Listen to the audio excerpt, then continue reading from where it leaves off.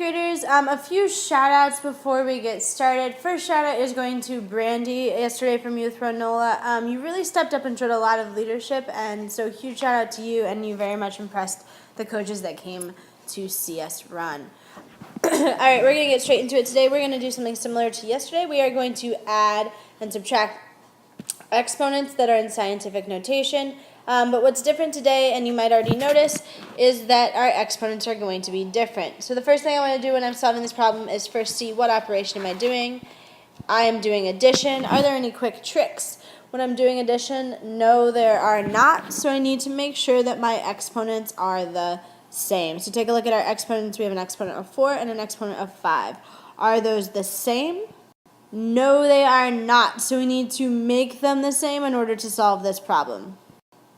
So I always want to identify which of my exponents is larger. Well, 10 to the 5th power right here is larger, so I want to keep my larger exponent and change my smaller exponent so that it matches the larger one. So I want to take 10 to the 4th power and I want to make it to the 5th power. I can go from 10 to the 4th to 10 to the 5th by going up one place value. So if I move up one place value here, then I need to adjust this number and move it down one place value. So the exponent is originally right here, right after the 3. I need to move that decimal point down one place value so that it becomes 3/10. I'm going to rewrite this. I now have 0 and 3/10 times, and we made this go from the 4th power up to the 5th power, so this is now 10 to the 5th power. Now I have 3/10 times 10 to the 5th plus 2 times 10 to the 5th. I can now look at my numbers.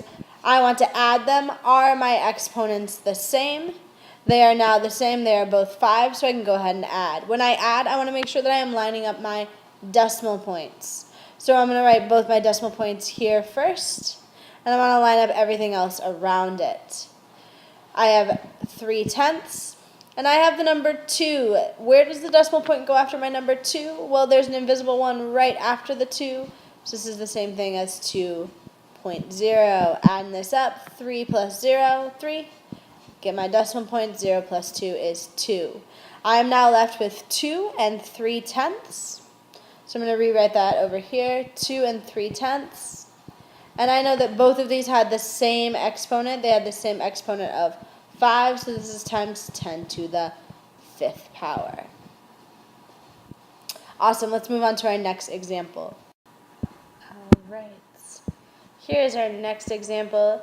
3 and 4800ths times 10 to the 2nd power plus 7 times 10 to the 4th power. Again, I want to first look at what operation am I doing. I am doing addition, so I want to look at my exponents. What has to be true about the exponents when we are adding? That's right, the exponents need to be the same. Are my exponents the same? No, they are not. So we want to look and first identify which exponent is larger. Well, my 4 is larger, so I want to keep this number the same, and I want to change my 2 so that it matches the 4. So I want this to go from 10 squared to 10 to the 4th power. And if I'm going from 10 squared to 10 to the 4th power, I am going up 2 place values. If I move this number up 2 place values, then I need to take a look at this number, and in order to keep the expression equivalent, I need to move my decimal point down 2 place values. So I'm going to go ahead and do that. Move it down once, twice, and I can add a 0 as a placeholder. So I now have 0 and 348 10,000ths times 10 to the 4th. I just created an equivalent expression. This and this are equal. Just this one was in scientific notation, and for this one we moved it out of scientific notation so we could have an exponent of 4 to manipulate. All right, now I need to check, are both of my exponents the same? Yes, they are both 4, so I can go ahead and just add like normal.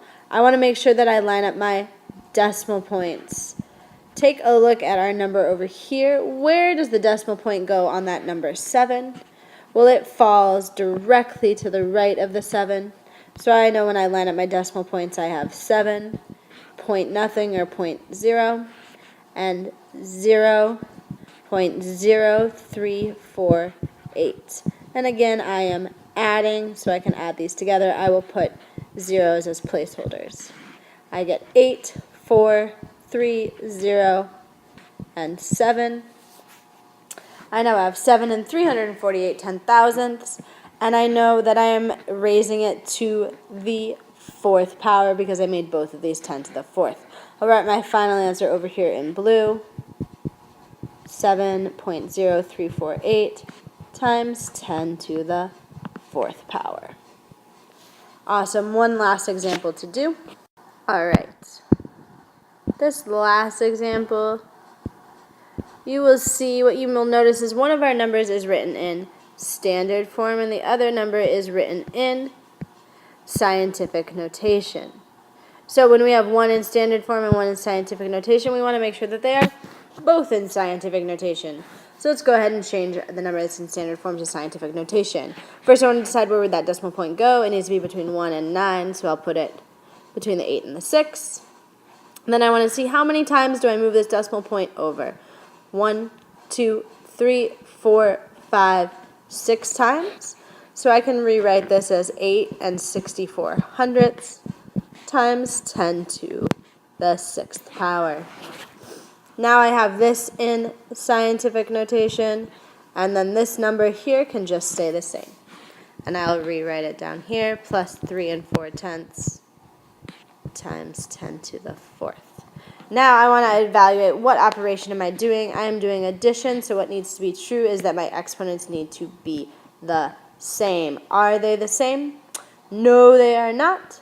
So I need to take a look which one is bigger. Well, the 10 to the 6th is bigger, so I want to keep this as is, and I want to change the 4th to the 6th power. So we'll go ahead and do that. I want this to become 10 to the 6th, and I can do that by making it go up 2 place values. Well, if that goes up 2 place values, then this decimal point needs to go down 2 place values. So 1, 2, and I can rewrite that. There should be a 0 as a placeholder. 0 and 34 thousandths times 10 to the 6th power. Now both of these are to the 6th power, so I can go ahead and add. Make sure that I line up my decimal points. 8 and 64 hundredths, 0.034. I can add a 0 here as a placeholder. 4, 7, 6, and 8. 8 and 674 thousandths. And I know that this is going to be times 10 to the 6th power. This is my final answer that's written in scientific notation. You have the rest of your packet to do. Front and back, good luck.